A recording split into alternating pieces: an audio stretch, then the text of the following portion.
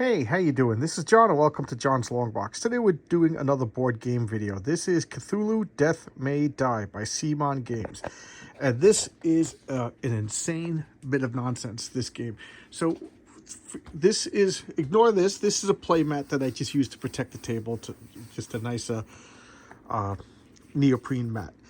That's for another game, but it's huge, so I use this to protect the table. But these tiles are the game itself. So this game is episodic. So what you do is you take out a scenario and you take out a monster, and they have cards and you shuffle them together, and then one card tells you to build a map. So this is a map.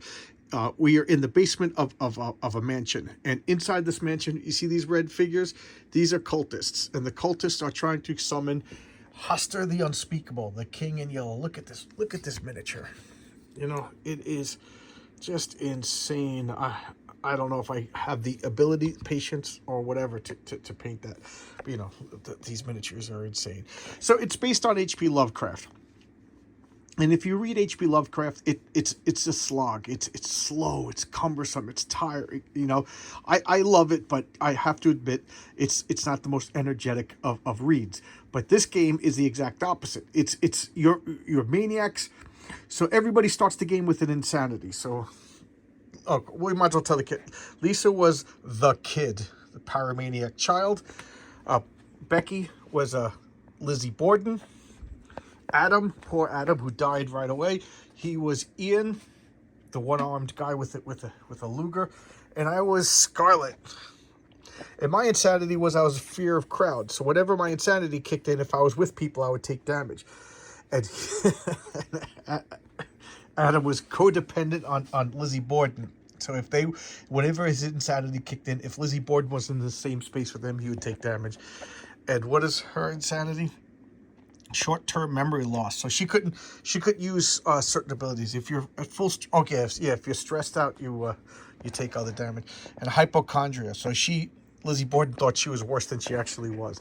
So it's kind of funny. So you're already insane, and you're just running through this house, murdering cultists, and trying to disrupt this magic ritual. So at this point, I might as well explain this board.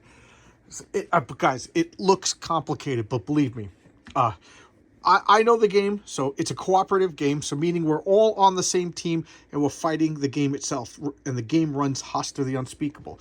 And how does the game run? Well, we got this board over here.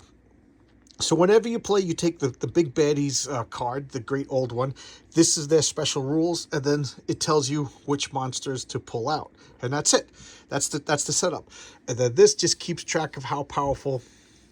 This is the ritual track. Every time this advances, something happens, and when it gets to here, the monster wins. The only way we win is to beat the Big Baddie. So we lose in two ways. If all the people die, or if this symbol reaches over here and infinite power is achieved by the great old one.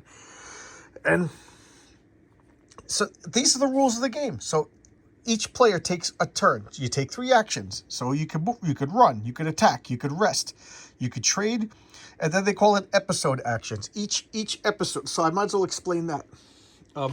See, each game. So this is the Blasphemous Alchemy. This is Season 1, Episode 1. This is sealed. We already played this. So you take one of these out, and you pull out the cards, and then you pull out the monster box. So this box is Haster. So you can play Episode 1 with Cthulhu, or Episode 1 with Dagon. So we're just going through all the monsters. So the first game we did Episode 1 with Cthulhu. And now we're doing Episode 2 with Hoster. But you don't have to do that. So there's variability. You can play Episode 1 with Hoster, or Episode 1. But you take the monster, you take the scenario, and you shuffle the cards together. You make it. You get what they call a Mythos deck. This controls what the monster does. This controls the big bad monster. And then these are the discovery cards. These are things that you find and happenstances. It's actually quite brilliant, and it's actually quite simple. So when I say that, so each scenario has 2 actions that only you could do in that. So in this, when you kill a cultist, you knock them down, and then you search the body. And when you search the body, you get these tokens.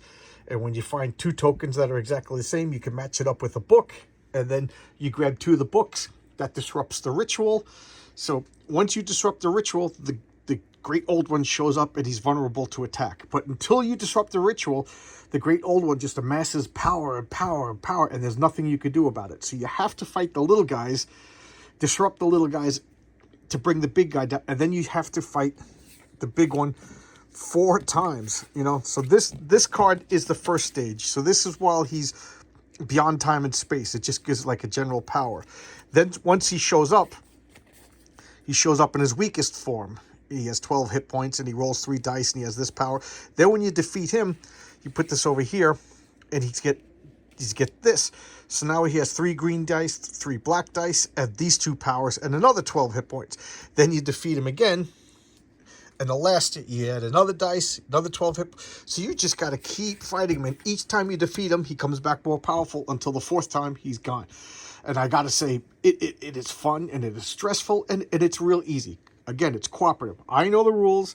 You know, you need one person to know the rules. And Beck's never played before. Becky sat over here. And I gave her, I just told her what she could do. And then she didn't need to know what the monster does because it's just flip a card, read it, and the game tells you what the monster. By the third round, she was like already corrected me. Oh, you forgot to do this. It's just very it's very intuitive. It's a lot of fun, and these miniatures are outstanding. Here we got a ghoul, and you want to knock out the cultists and then rob them. But if a ghoul shows up with a knocked out, he eats them, and then it's harder to find the evidence that we need to disrupt the ritual. it's kind of gruesome, and it's fun. And then these cultists show up with machine guns, and they're more dangerous. You know, it's just fun. It really is. It's just knock down a door, have a shotgun, and blow away cultists and monsters. And that's it. That's the only way to win, is just run around. And so I might as well explain this. So this is our insanity track. Look how insane I was. This is my health. So if the insanity makes it to here, I'm insane and I'm gone. If my health makes it to here, I'm dead and I'm gone. This is stress. So I can use stress to re-roll my dice. Okay, and then when my stress goes all the way to here, I can't do it anymore. And then I could take a rest action where I could heal up to 3 stress, or any combination of stress and health up to 3. So I could calm down, but I could never recover sanity. But every time I hit a red spot, my red insanity activates, and then I get to boost up my levels. So my power is I could play the odds. I'm like a gambler. So if I call the right number and the right number's rolled, I get a bonus, and that gets better and better. And swiftness, I didn't care about running around. I should have bumped up brawling is what I should have done, but live and learn. And, you know, the top row is always unique to that player, and then these are, like everybody else seemed to have had swiftness and brawling. And you could get items, like I got a medical kit that saved me at the last minute. It was very dramatic, a lot of fun. I don't know, I just think it's really cool. So like on my turn, you take a basic action. So I'm going to attack a monster, and I roll these dice.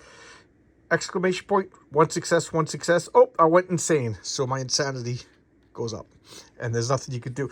I could take a stress, like say my stress here, stress out, and I could re-roll a die. That's what stress does. Oh, doesn't matter. I still went insane. But that's basically it. That's basically it. You run around the board. You got fire over here. You got magic gates. You see that purple tunnel that links to that purple tunnel, so you can avoid monsters. It's just fun. It's fun, intuitive, and simple. And I might as well show this. I kickstarted it on a Kickstarter, and when you kickstart it, this is season 2 expansions.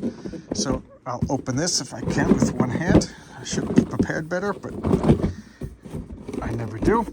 And this, you see, these are all extra figures, extra dice. See, this is what they look like. This is a season. So this is Endgame, Season 2, Episode 6. And it's got all the cards and tokens for another game. And then you just pull out another monster. You know, this, I took out all the monsters. These are extra players that you could be, extra cards. And then, if that's not enough, Simon always seems to do this. This is Death May Die, the Unspeakable box. So this you can't buy in a store, because you could buy that in a store, you could buy that in a store, but you can't buy this. The only way to get this was to back it on Kickstarter, and this goes for a pretty penny if you go to like eBay or something like that. Word on the street is that they're going to do season 3 pretty soon, so they'll probably re-release that. But look at all this. So this is the only way to get Dagon, Yog Sothoth. These are 2 more extra monsters. Happy Birthday, the Lost Episodes. And these I keep forgetting about, but these are protectors. You know, you put these over your sheets and they keep your pieces from falling. And then all of these extra players, more monsters. You know, just so much fun. So much. I mean, we've kind of made like a little deal that we're probably going to play every Monday for the next couple of weeks. So you guys will be spared a board game video for the next couple of Mondays, because I'm not going to keep showing Cthulhu Death May Die. All right, so there you go. That was today's video. I usually, on Mondays, see, today's Monday, but this is being released on a Tuesday. On Monday nights, I have my game nights, and then I record a video right after the game night. All right, so I'll see you tomorrow with another video.